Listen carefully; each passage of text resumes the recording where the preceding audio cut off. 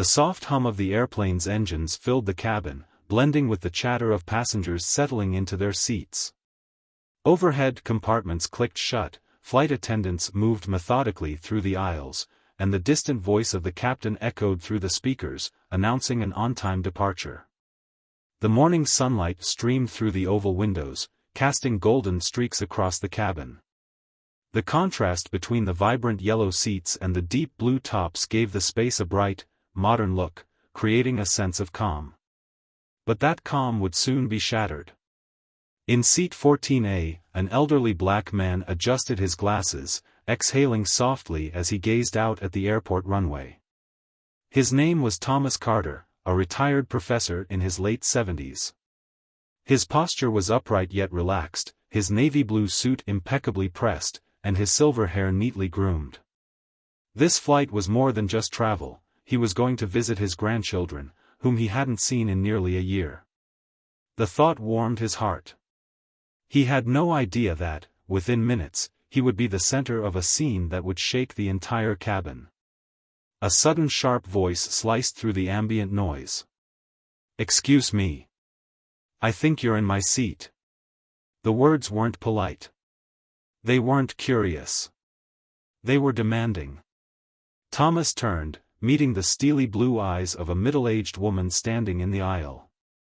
She had short blonde hair, a tense jawline, and an expression that immediately put people on edge. She wasn't just annoyed, she was offended. Thomas offered a gentle, polite smile, as he reached into his jacket pocket. "Oh, I believe this is 14A, he said, glancing at his ticket before looking back up. The woman's nostrils flared slightly. "That can't be right," she snapped, her tone growing sharper. She clutched her boarding pass tightly, as though it were evidence in a trial. Passengers nearby shifted uneasily. Some glanced over, sensing tension, while others tried to ignore it, but their ears remained tuned in. The woman's lips pressed into a thin line. She turned, waving aggressively at the nearest flight attendant. "Excuse me. There's a problem here." A young flight attendant, her posture calm but assertive, approached. "What seems to be the issue, ma'am?" The woman huffed dramatically. "He's in my seat. I paid extra for 14A. She shoved her ticket forward like a winning lottery number. The flight attendant took a moment to compare both tickets. Then, she smiled politely. "Actually, ma'am, your seat is 14B, right next to him. Mr. Carter is in the correct seat." The woman's eyes narrowed. Her knuckles whitened as she gripped the boarding pass. "That's impossible," she hissed. Then, her voice dropped just enough that only the nearby passengers, and Thomas, could hear. "I just don't feel comfortable sitting next to him." The weight of the words hung in the air like a bad smell. A ripple of uncomfortable silence spread through the surrounding rows. Some passengers stiffened. Others exchanged knowing glances. A man in row 13 raised his eyebrows. A young woman in 15A shifted awkwardly. Everyone heard it. Thomas had heard it before. His expression didn't change. He had spent decades recognizing the coded language of prejudice. The hesitation in voices. The way some people refused to meet his eyes. The way others looked at him as if he were somewhere he didn't belong. The flight attendant's polite expression hardened slightly. "Ma'am," she said, keeping her voice firm, "everyone has assigned seats. If you'd prefer, I can check for any open seats, but Mr. Carter will not be moving." The woman's mouth twisted into a scowl. "I shouldn't have to move. I paid extra for this seat. I should get to choose who I sit next to." Thomas adjusted his glasses. His voice was calm but unshakable. "Ma'am, if you don't want to sit here, that's your choice. But this is my assigned seat, and I will not be moving." A few seats back, someone exhaled sharply. A quiet but clear murmur of agreement spread through the rows. A man across the aisle, who had been watching the entire exchange, leaned forward slightly. "Lady, just sit down. You're holding up the flight." The woman whipped her head around, glaring at him. But as her eyes darted around the cabin, she realized something. No one was on her side. She let out a loud, exaggerated sigh, her shoulders rising as she begrudgingly plopped down into seat 14B.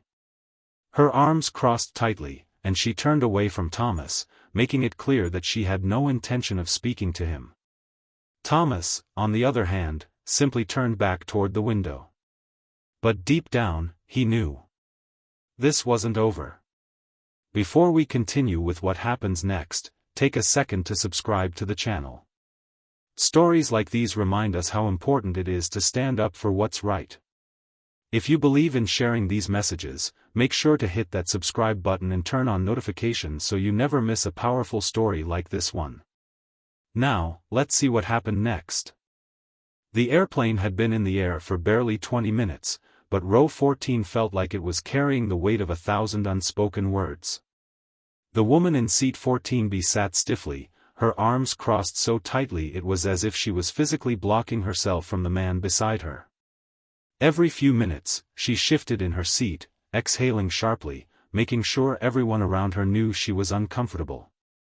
Thomas, on the other hand, had barely moved. He sat calmly, his hands folded over his lap, his eyes scanning the pages of a worn-out leather-bound book. But he could feel her. She was still seething. Then, without warning. Ding! She slammed the call button above her seat. A hush fell over the nearby passengers. A few people turned their heads, sensing that something was about to happen. The same flight attendant from earlier approached, her expression unreadable. "Yes, ma'am?" The woman leaned in, her voice low but sharp enough for everyone in the surrounding seats to hear. "I need another seat. Now." The flight attendant sighed, maintaining her professional tone. "As I mentioned before, ma'am, this is a full flight. There are no other seats available." The woman's jaw tightened. Her eyes darted around the cabin, almost desperate, looking for anyone to agree with her. But no one did. She turned back to the flight attendant, lowering her voice even further. I can't sit next to him. I don't feel safe." The words hit the cabin like a gunshot. Thomas slowly closed his book. A few passengers gasped softly. A young woman in 13C muttered, "Are you serious?" under her breath. The flight attendant's eyes darkened slightly. "Ma'am, what exactly is making you feel unsafe?" The woman hesitated. She had expected a different reaction. She had expected nods of agreement, people whispering, others backing her up. Instead, she was alone. Finally, she mumbled, I shouldn't have to explain myself." A heavy silence hung in the air. And then, a voice from behind them broke through. "No, I think you should explain yourself." The woman whipped her head around. An older woman, maybe in her 70s, was leaning forward from row 15, her piercing brown eyes locked onto her. "You know, young lady," she said, her voice steady, "I grew up in a time when people were judged for their skin, not their actions. And let me tell you, history has not been kind to people like you." Asterisk. The woman's face flushed deep red. Passengers were watching openly now. The tension had transformed. It was no longer just a quiet discomfort, it had become a spotlight. She was exposed. And then, for the first time since the plane took off, Thomas spoke. His voice was calm but unshakable. "Tell me, ma'am. Where do you think I belong?" The woman's throat tightened. She opened her mouth, but nothing came out. Because there was no right answer. The flight attendant's tone turned colder. "Ma'am, I'll give you a final warning. If you refuse to remain seated and stop causing a disturbance, we will have to escort you off this flight upon landing." The woman glanced around, realizing that no one was on her side. She let out a final, dramatic sigh, then sank into her seat, arms crossed, defeated.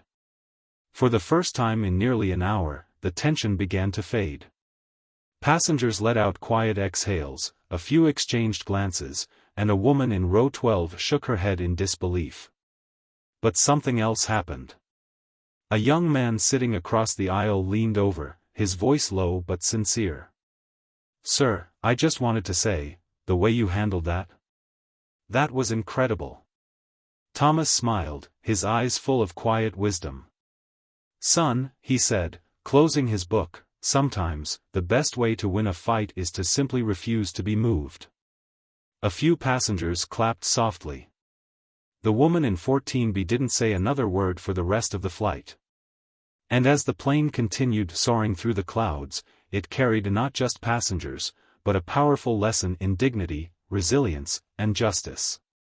If this story resonated with you, don't forget to like this video, subscribe to the channel, and tell us in the comments, how would you have handled this situation? We'd love to hear your thoughts. See you in the next story. The atmosphere in row 14 had changed. Where there was once tension, there was now a silent, undeniable truth.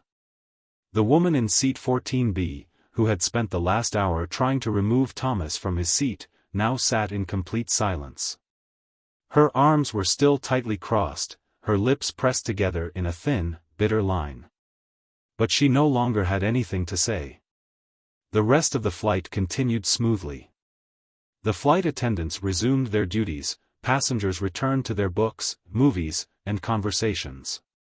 The world moved on, but for some, what had happened in row 14 would not be forgotten. And then, as the captain's voice echoed through the cabin, announcing their descent, something unexpected happened. The man sitting directly across the aisle from Thomas, a middle-aged father with his young daughter, leaned forward. His voice was low, but firm. "Sir, I just wanted to say, I hope my daughter grows up to be as dignified as you." Thomas turned, his wise eyes meeting the man's. A warm, understanding smile spread across his face. "Thank you, son. The world changes when people choose to stand for what's right." The man nodded respectfully, while his little girl, no older than 7, looked curiously at Thomas, as if trying to understand what had just happened.